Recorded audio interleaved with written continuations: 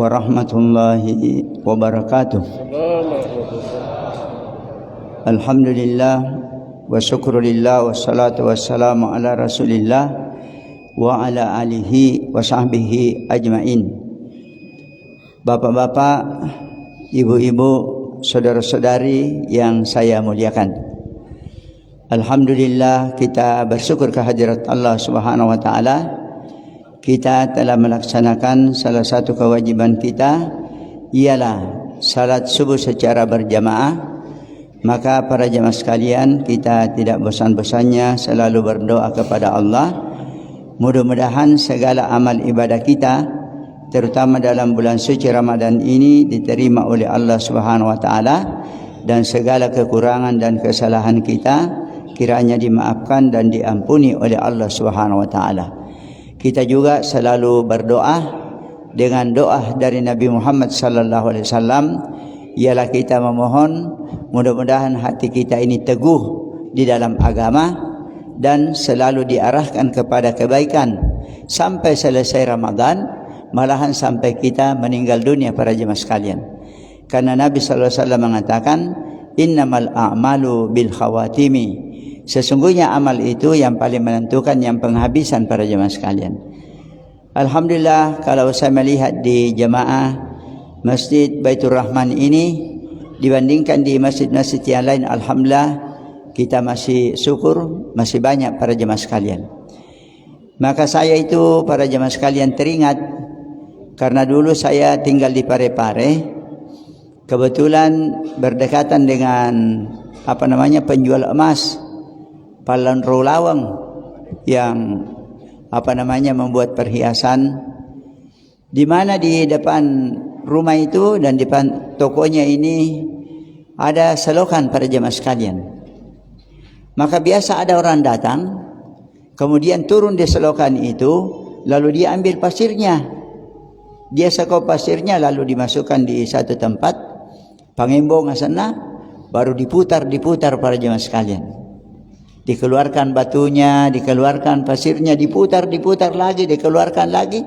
Ternyata lama kelamaan mengkilat di bawah itu para jemaah sekalian. Ternyata yang tinggal itu adalah butir-butir kikiran emas, itu tertinggal di bawah.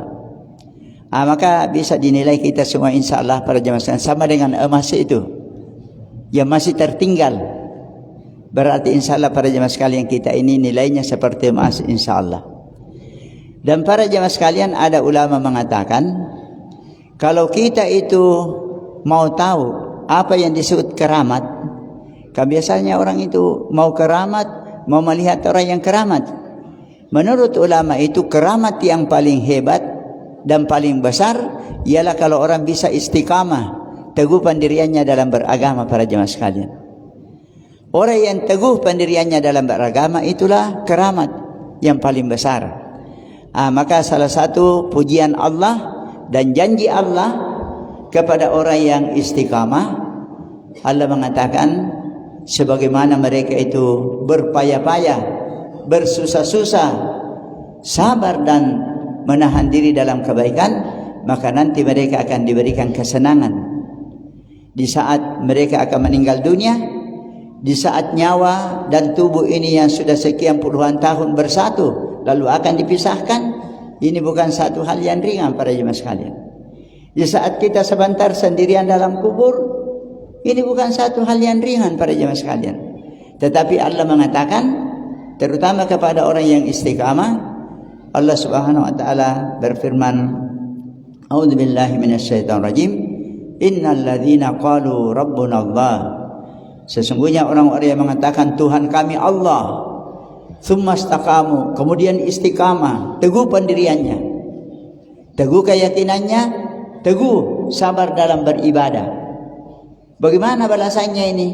Orang yang sabar dan orang yang teguh pendiriannya, tatanazzalu alaihimul malaika, nanti di saat-saat yang sulit Allah menurunkan malaikat kepada mereka. La tahafu wa la tahzanu, jangan takut dan jangan berduka cita.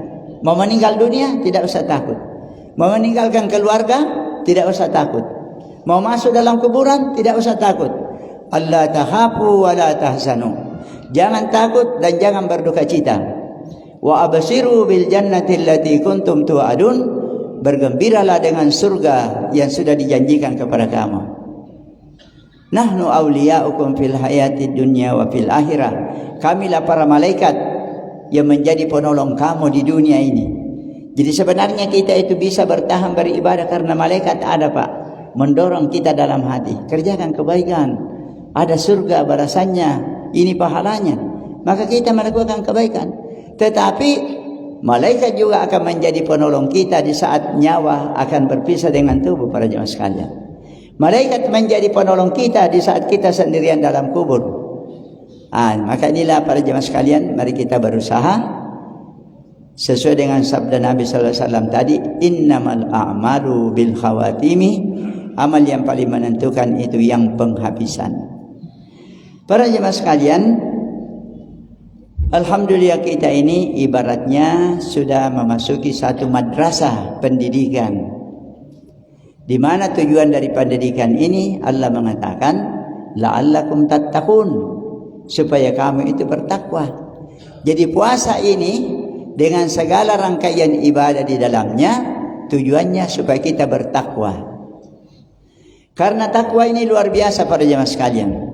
Tidak boleh manusia itu mengatakan, jangan saya takwa, yang penting saya hidup saja. Oh tidak.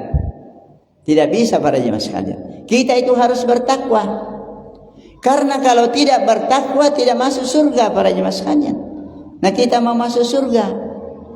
Kalau tidak bertakwa tidak selamat di dunia apalagi di akhirat. Padahal kita mau selamat di dunia dan di akhirat. Jadi bagaimana? Kita harus bertakwa. Sama juga dengan paspor. Mau ke luar negeri harus ada paspor. Tidak punya paspor tidak bisa ke luar negeri. Tidak boleh orang bilang, tidak usah saya. Padahal mau naik haji, mau umrah. Bagaimana bisa tidak pakai paspor? Begini juga. Saya, bapak-bapak, ibu-ibu mau masuk surga, tapi tidak mau bertakwa, tidak bisa. Karena Allah Subhanahu wa taala mengatakan, "Wasari'u ila magfiratin min rabbikum." Bersegeralah kepada ampunan dari Tuhan kamu, wa jannatin, dan surga, arduhas samawati wal ard, yang seluas langit dan bumi. Untuk apa ini? Bagi siapa ini ampunan Allah? Dan bagi siapa ini surga yang seluas langit dan bumi? Uiddat lil muttaqin, disediakan bagi orang yang bertakwa. Dalam ayat yang lain dikatakan, innama yataqabbalullahu minal muttaqin. Yang diterima oleh Allah sebentar hanya orang bertakwa. Tidak bertakwa tidak diterima oleh Allah dengan baik. Jadi tidak bisa kita tidak bertakwa para jemaah sekalian. Jadi para jemaah sekalian, apa itu takwa? Supaya kita periksa-periksa. Mungkin saya ini sudah dekat-dekat kepada takwa itu. Apa sebenarnya itu takwa? Para jemaah sekalian, di dalam definisi para ulama dikatakan takwa itu perumpamaannya orang yang berjalan di suatu jalanan yang banyak durinya, banyak duri, banyak juga kerikil tajam, ada juga paku, ada pecahan kaca. Dia berjalan tidak ada alas kakinya. Ini pertanyaan, Pak. Kira-kira kalau orang berjalan di jalanan seperti itu, banyak durinya, banyak pecahan kaca, banyak kerikil tajam, ada paku juga, tidak ada alas kakinya, apakah dia lenggang kangkung? Atau dia hati-hati? Hati-hati. Jadi takwa itu Pak hati-hati. Mana yang aman dia injak, mana yang berbahaya dia tinggalkan. Mana yang halal dia kerjakan, mana yang haram dia tinggalkan. Itulah takwa Pak.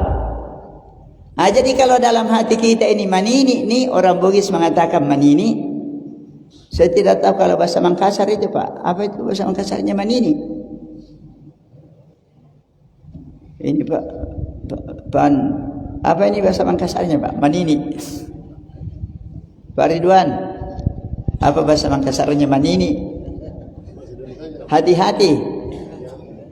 Biasa juga kalau matika. Ya makatutu ya cocok itu Pak, makatutu. Jadi orang takwa itu Pak makatutu. Ya. Ini definisi pertama tak. Apakah kita ini sudah makatutu atau belum?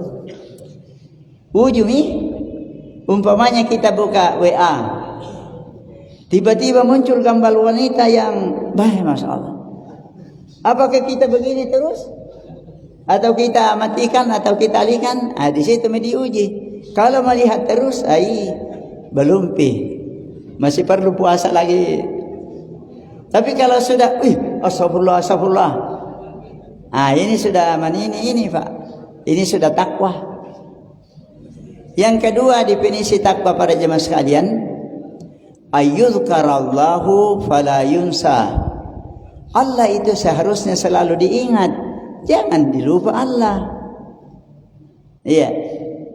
Kalau di sini ada pengantin baru, bagaimana kira-kira Ustadz Ridwan kalau ada pengantin baru?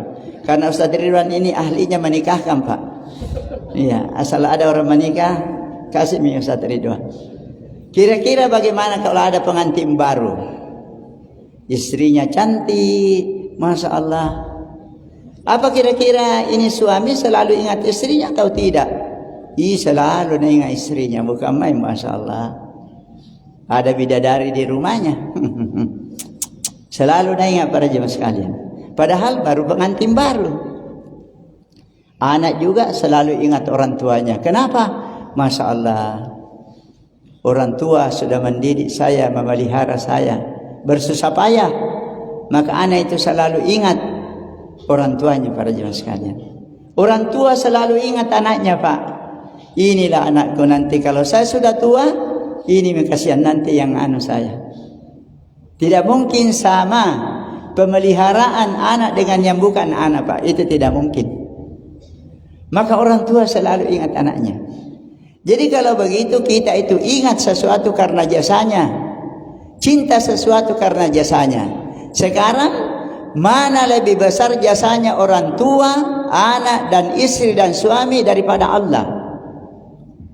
Mana lebih besar jasanya dan manfaatnya? Pasti Allah.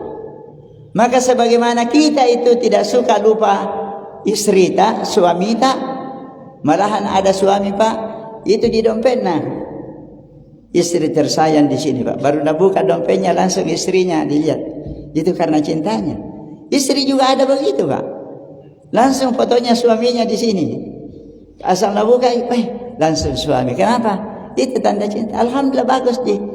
Tetapi kita harus lebih banyak mencintai dan mengingat Allah daripada semuanya ini. Jadi di situ dikatakan takwa itu ayyuzkarallahu fala yunsa. Selalu ingat Allah dan tidak selalu lupa kepada Allah. Yang kedua, ayyuskara fala yukfar. Selalu mengingat nikmat Allah, dia tidak melalaikan nikmat Allah. Itulah sebabnya para jemaah sekalian, saya ulang di sini, kalau sembahyang Alhamdulillahi Rabbil Alamin. Segala puji bagi Allah Tuhan semesta alam. Banyak yang bisa timbul di situ Pak. Alhamdulillah. Terima kasih ya Allah. Saya cinta kepadamu. Saya sehat, banyak orang sakit. Saya bebas, banyak orang di penjara. Saya tenang, banyak orang ketakutan. Saya hidup, banyak orang sudah mati. Saya Islam, banyak orang tidak Islam. Itu bisa timbul rasa senang dan syukur Pak. Rasa cinta kepada Allah. Jadi kita itu selalu ingat nikmat Allah, jangan lupa. Wa ayyu ta'a fala yu'sa. Allah itu harus ditaati, jangan didurhakai. Kira-kira kalau anggota Polri lalu ada perintah dari Kapolri, dia salahi, dia menyalahi atau dia taat? Perintahnya Kapolri, pasti dia taat karena dia Polri. Jadi kalau Kapolri saja ditaati, Panglima saja ditaati, Gubernur ditaati, apalagi Tuhannya Gubernur. Jadi kita harus taat kepada Allah, jangan durhaka para jemaah sekalian. Itulah takwa. Definisi takwa yang ketiga para jemaah sekalian. Tidak ada Quran. Ya, ini ada. Oh ya. Ya, definisi takwa yang ketiga para jemaah sekalian, al-khaufu minal jalil. Ada perasaan takut kepada Allah yang Maha Mulia. Selalu takut kepada Allah, Pak. Karena kita ini para jemaah sekalian sama dengan orang yang banyak utang, Pak. Umpamanya saya ini punya utang sama Haji Yusuf Kalla. Kalau ketemu Haji Yusuf, ada Pak Yusuf Kalla. Bagaimana ini? Banyak utang. Jadi para jemaah sekalian, kita itu dikatakan kalau takwa al-khaufu minal jalil. Ada perasaan takut kepada Allah yang Maha Kuasa, yang Maha Mulia. Kita tahu, sadar, saya ini pernah tidak ada, sekarang saya ada. Dan nanti saya akan turun ke panggung dunia ini.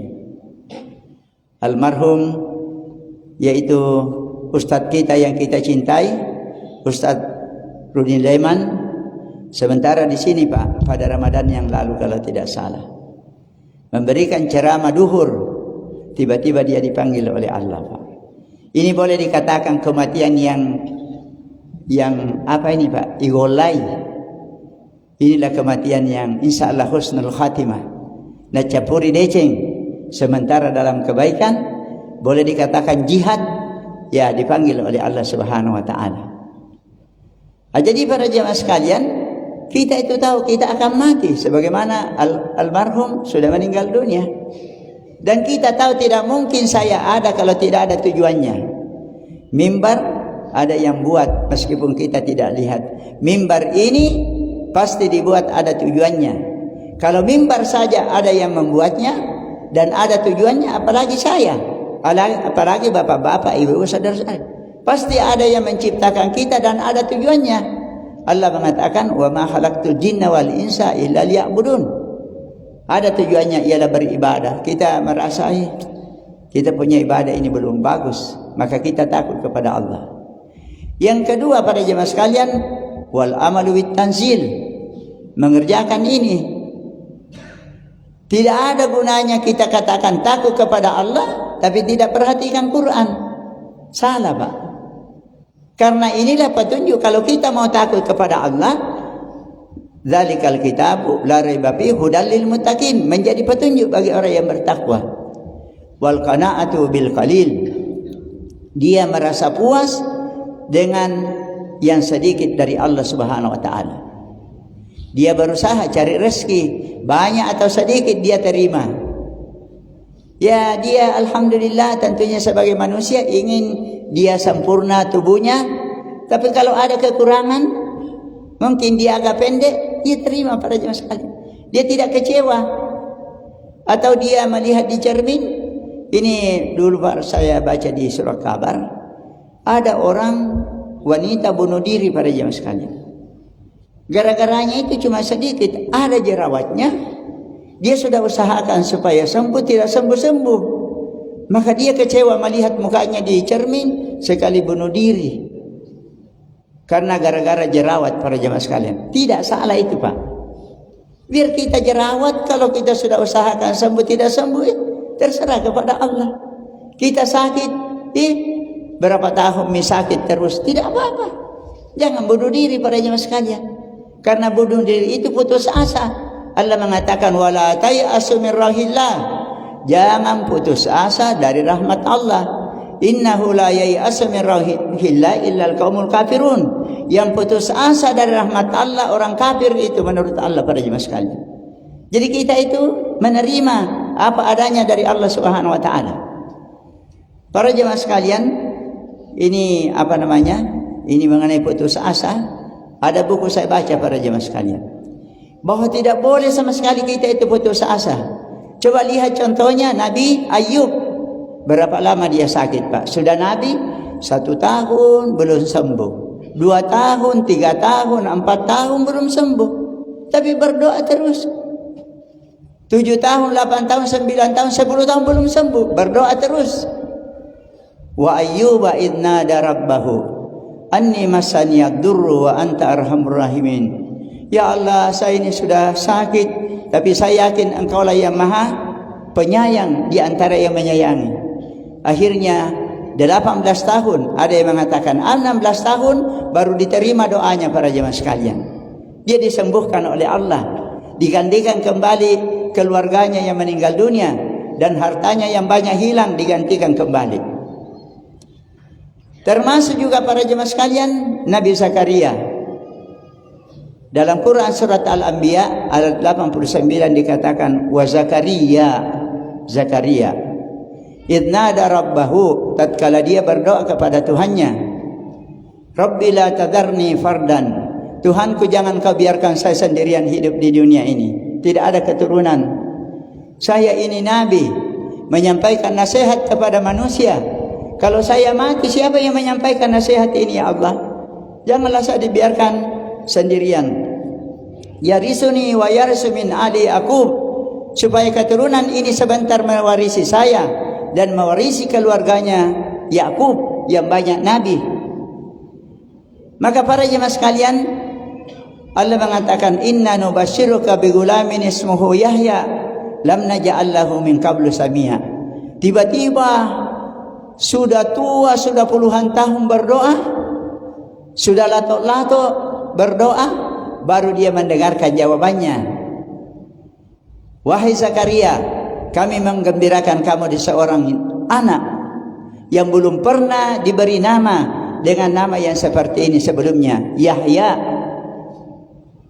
Ya, dia sendiri heran, anna yakunu li gulamun, Tuhan, bagaimana saya bisa dapat anak? Wa kanat imraati akhiran, istriku sudah mandul ya Allah. Wa kad balagtu minal kibari itiya, saya juga sudah sangat lanjut. Dia sendiri heran bahwa bisa dia akan melahirkan anak istrinya. Tapi Allah mengatakan huwa alayya hayyinun. Zakaria, kalau ini saya kehendaki mudah. Apa yang terjadi Pak? Dikatakan fastajabna lahu, kami terima doanya Zakaria. Wa wahabna lahu Yahya, kami berikan kepadanya Yahya. Wa aslahna lahu zauja, kami perbaiki kembali istrinya. Bagaimana ini Pak kalau Allah yang memperbaiki? Allah yang servis istrinya itu. Yang tadinya keriput sudah tidak keriput. Yang tadinya dia punya rahim sudah tidak memungkinkan melahirkan, diservis kembali oleh Allah. Kalau Allah yang servis nak, berhasil atau tidak? Pasti berhasil. Karena Allah itu hanya mengatakan kun fayakun, jadilah maka jadilah. Masya Allah. Apa rahasianya para jemaah sekalian? Menurut dalam Quran itu, kenapa bisa doanya nabi-nabi ini yang seperti mustahil tapi masih bisa diterima? Rahasianya, innahum kanu yusari'una fil khairat, mereka itu suka menebar kebaikan, suka berbuat baik pada jemaah sekalian, memperbaiki hubungan kepada Allah, kepada sesama manusia. Ya, ternyata memperbaiki hubungan kepada manusia para jemaah sekalian, memberi santunan terutama kepada fakir miskin, itu besar sekali itu Pak. Besar sekali kebaikannya. Wa yad'unana ragaban wa rahaban, dan mereka berdoa kepada kami dengan penuh rasa harap dan takut, mengharap diterima doanya dan takut kalau tidak diterima. Wa kanu lana hasiin, dan mereka itu khusyuk di dalam berdoa sungguh-sungguh sampai keluar air matanya berdoa. Inilah para jemaah sekalian kelebihannya itu salat malam. Kalau salat malam cepat keluar kita punya air mata. Apalagi kalau imamnya bacaannya bagus, Masya Allah, biasa mengalir terus air mata kita tidak rasa. Inilah air mata yang istimewa ini Pak. Perlu kita cari-cari itu. Karena ada hadis mengatakan 2 mata yang tidak akan disentuh neraka. Air mata yang keluar karena takut kepada Allah, mendengar Al-Quran, mengingat kematian, melihat orang sakit lalu menangis. Luar biasa ini, tinggi. Begitu juga mata yang berjaga-jaga karena Allah, seperti bapak-bapak penjaga keamanan, polisi, satpam, itu kalau menjaga keamanan karena Allah, itu tinggi nilainya itu para jemaah sekalian. Atau mungkin ada dosen yang akan mengajar lalu dia membuka bukunya supaya mengajar dengan baik. Begitu juga ustadz yang akan menyampaikan dakwah lalu membuka buku. Maka kalau ini karena Allah, ini tinggi nilainya para jemaah sekalian. Jadi jangan kita putus asa dalam hidup ini para jemaah sekalian. Kemudian dikatakan wal istidadu liyaumir rahil. Orang yang bertakwa itu selalu mempersiapkan dirinya untuk dipanggil oleh Allah Subhanahu wa taala. Jadi para jemaah sekalian, ada ulama mengatakan sungguh kasihan sebagian manusia ini. Dia tidak tahu kapan dia meninggal, tapi dia lalai terus. Sepertinya tidak ada persiapan. Salah, Pak. Seharusnya kita ini selalu persiapan. Apa sebabnya? Sebenarnya setiap salat kita itu, Pak, selalu ada peringatan mati itu. Kalau kita membaca Maliki Yaumiddin, yang menguasai hari pembalasan, itu peringatan mati itu para jemaah sekalian. Maliki Yaumiddin, ada hari pembalasan. Kalau kita mau tidur, itu disunatkan membaca doa-doa berkaitan dengan kematian.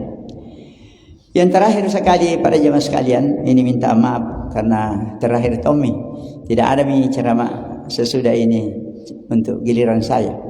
Saya tambah lagi sedikit.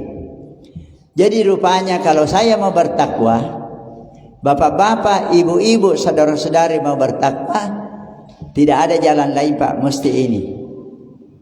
Tidak boleh juga kita biar Tommy, yang penting saya juga tidak menolak Quran, tapi ini Quran sukar sekali katanya. Ini kan berbahasa Arab. Nah kita ini orang Bugis, orang Indonesia. Kenapa Allah itu menurunkan bahasa Arab? Nah ini. Dia katakan ini Quran sukar. Tidak bisa begitu para jemaah sekalian. Karena ini juga Quran, tidak ada alternatif lain, Pak. Cuma dua. Kita terima Quran dan jalankan Quran selamat. Kita abaikan Quran, sudah pasti kita celaka para jemaah sekalian. Apa keterangannya? Ialah di waktu Nabi Adam mau diturunkan ke dunia ini para jemaah sekalian, Allah mengatakan, fa imma ya'tiyannakum minni hudan. Sebentar Adam akan datang petunjuk saya kepadamu. Faman tabi'a hudaya, siapa ikut petunjuk ini, petunjuk Quran, fala khaufun alaihim wa lahum yahzanun. Tidak perlu dia takut dan duka cita. Tidak usah dia takut karena dia akan kembali ke surga lagi. Tidak usah dia duka cita berpisah dengan dunia ini. Ya, walladzina kafaru wa kadzdzabu bi ayatina, orang yang kafir mengingkari dan mendustakan, tidak memperdulikan, maka itulah tidak akan kembali ke surga, akan kembali ke neraka pada jemaah sekalian. Jadi tidak ada jalan lain, ini Quran, Pak. Oleh karena itu Allah Subhanahu wa taala dan Nabi memberikan kita kegembiraan supaya kita ini selalu dekat dengan Quran. Kita mau cari berkah, inilah penuh dengan berkah. Kitabun anzalnahu ilaika mubarak. Inilah kitab yang diturunkan penuh dengan berkah. Kita cari obat dan rahmat. Inilah obat dan rahmat para jemaah sekalian. Wa nunazzilu minal Qur'ani ma huwa syifaa'un wa rahmatul lil mu'minin. Kami turunkan Quran sebagai obat dan rahmat bagi orang yang beriman. Para jemaah sekalian, maka orang-orang yang suka berinteraksi dengan Quran itu disebut Rabbani. Apa itu Rabbani, Pak? Sama contohnya Muhammadiyah. Ya, kita ini yang mengaku dan ingin mengikut kepada Nabi Muhammad SAW, kita menamakan diri kita Muhammadiyah. Sebenarnya Muhammadiyah itu bukan organisasi Muhammadiyah saja. Seluruh umat Islam pasti Muhammadiyah, Pak. Karena semuanya pengikut Nabi Muhammad. Cuma ada yang membuat organisasi Muhammadiyah. Tapi bukan berarti pengikut Nabi Muhammad cuma Muhammadiyah. Selain juga dari Muhammadiyah pengikut Nabi Muhammad. Yang penting dia mau ikut kepada Muhammad. Tetapi ada yang lebih di atas dari Muhammadiyah, Pak. Apa itu? Rabbani. Diambil kata Rabbul Alamin. Pengikut Allah, pencinta Allah. Siapa yang dimaksud Rabbani pada jemaah sekalian? Allah mengatakan, walakin kunu rabbaniyin. Jadilah kamu Rabbani. Pengikut dan pencinta Allah. Siapa itu? Bima kuntum tu'allimunal kitaba wa bima kuntum tadrusun. Karena kamu selalu mengajarkan kitab ini dan mempelajarinya. Maka orang yang rida, orang yang sengaja karena Allah mempelajari Al-Quran dan mengajarkan Quran, itu Rabbani, Pak. Ini dipertegas oleh hadis. Apa itu hadisnya para jemaah sekalian? Ahlul Quran, keluarga Al-Quran. Ahlullah, keluarganya Allah. Wahasatuhu, dan orang khususnya Allah.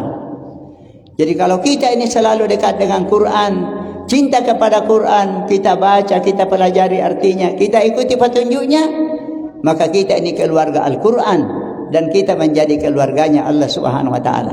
Oleh karena itu, sesudah Ramadan ini para jemaah sekalian, ini Quran tetap harus bersama dengan kita. Jangan sampai Qurannya, alhamdulillah.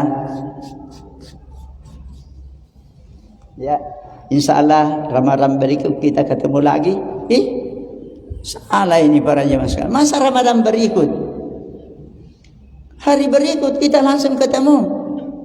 Ya, yang paling terakhir para jemaah sekalian, ialah Nabi sallallahu alaihi wasallam mengatakan innama, yaitu ahabbul a'mali ilallahi adwamuha wa in qalla. Amal yang paling dicintai oleh Allah adalah amal yang kontinu meskipun sedikit. Alhamdulillah kita sudah puasa. Sesudah Ramadan ya puasa sunnah lagi para jemaah sekalian.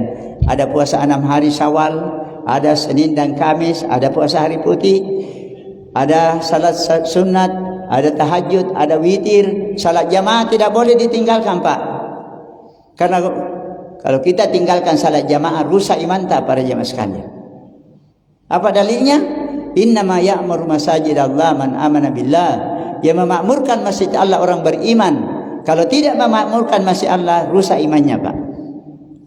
Idza ra'aitumur rajula ya'tadul masjid fashhadu lahu bil iman. Kalau kamu melihat seseorang yang bolak-balik ke masjid, saksikan dia orang beriman.